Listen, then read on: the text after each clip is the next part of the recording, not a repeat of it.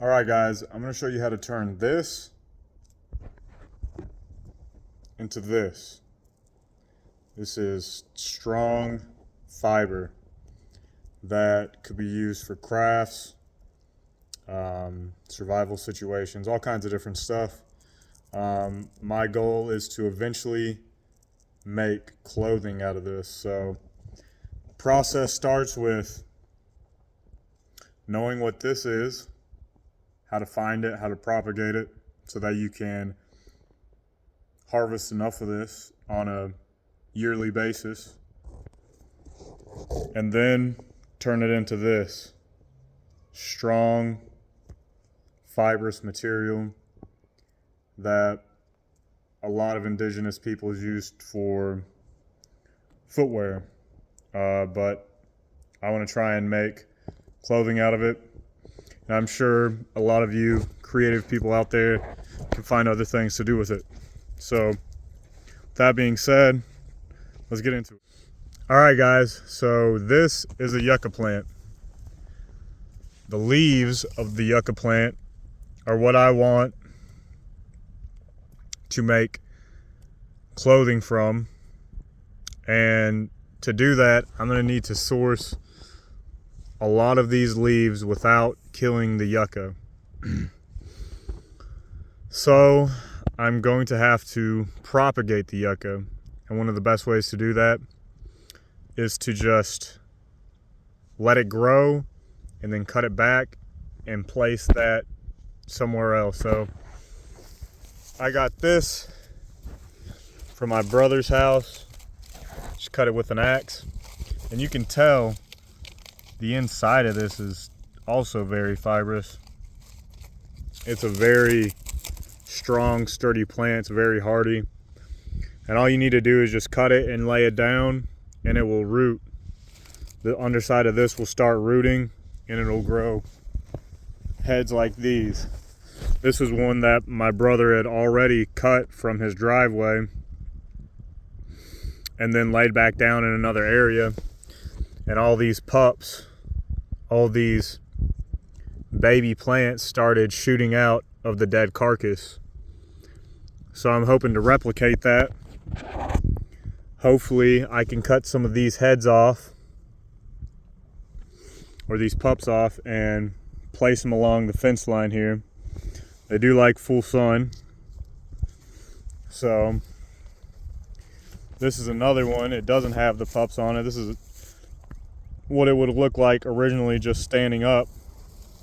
But this one should produce more heads like that one did.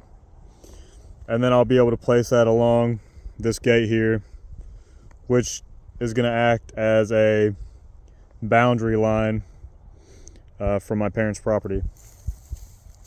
So you can either propagate it from cutting it, and I've seen some videos where you can cut it in multiple sections and place it down and they will propagate. But I really want to get these two established and get some pups off of them before I try and do something like that, because I'm not sure if it'll kill it or not. I need to figure out the right seasons and times. But this is a for sure way. It's been tested by me and by my family members, and it works. So that is a easy way to propagate, at least here in the southeast with yucca. And then this is the seed pod, which looks something like this, and it grows out of the top of this like a reed almost, and has a bunch of these pods on it. This is what it looks like before you open it up. When you open it up, it's almost white, smells very sweet. It actually tastes sweet, and the seeds in here have been used by indigenous peoples to make flour with. But I'm going to take these seeds out, and I'm going to try and propagate them down the side of this fence as well. So let's get in. All right, so first things first, go ahead and cut these up into sections. Now the pod will give you everything you need to produce and to grow another yucca.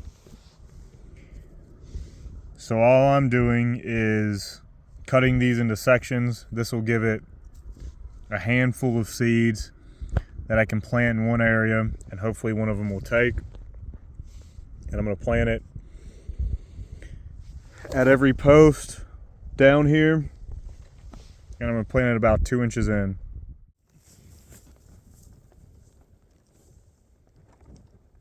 So all I'm going to do is use this little Maddox head, dig about 2 inches in, and drop one of these pods in, and then cover it back.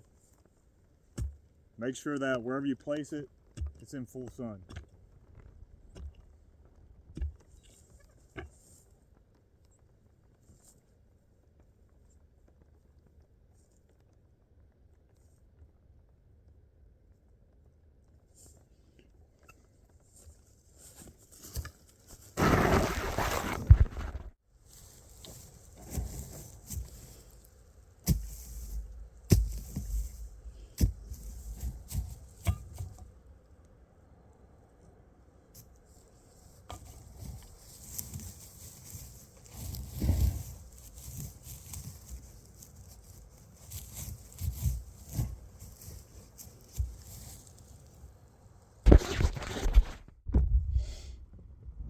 Now that you understand where this comes from, hopefully you'll be able to find it and propagate it around you so that you can use it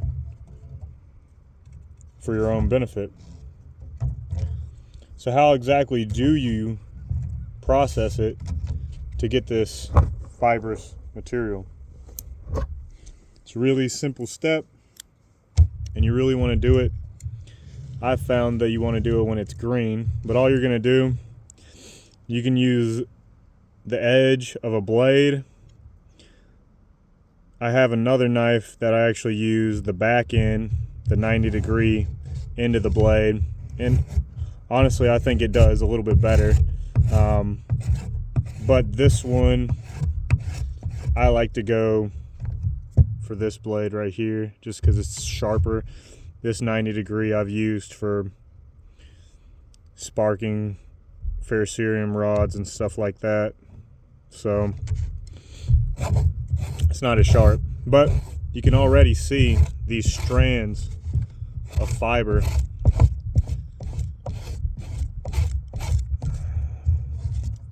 How it's just, the skin is just coming off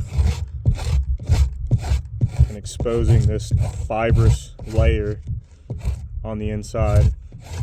Now you don't want to do it too hard, you'll do what I just did and rip a portion of it. But this gives you an idea. You see that? Those are all strands of material that can be woven and made into very, very strong string. So after you've gotten all of the green off, then you can start, and this is just a quick demonstration. You can definitely get and save a lot more of your fiber when you don't do it this way, don't do it so hard. But this is really just for purposes of this video, so I want to kind of quickly show you what some of these fibers would look like from a green leaf in real time, so that you get an understanding of just how much pressure you'll have to put into it and how much you'll actually have to take off. So really all you want is all of this green matter on the surface, and you want to leave these white strands that are going to be somewhat green, but they will get wider with time as you let it sit.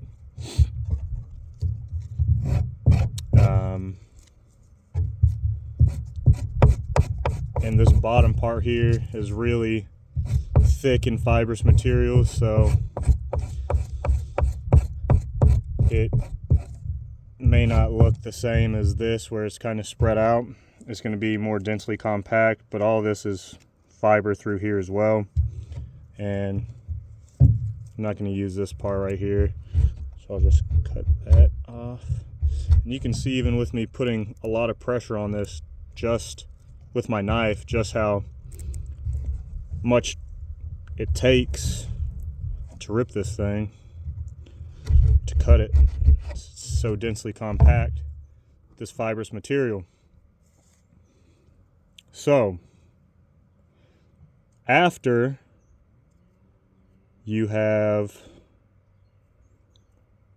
shredded it,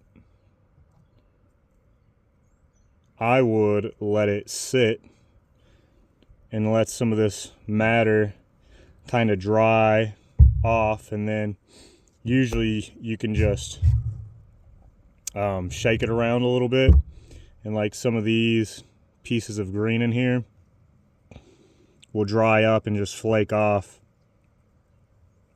and it'll leave you with really clean, nice strands of material. So once you get this material,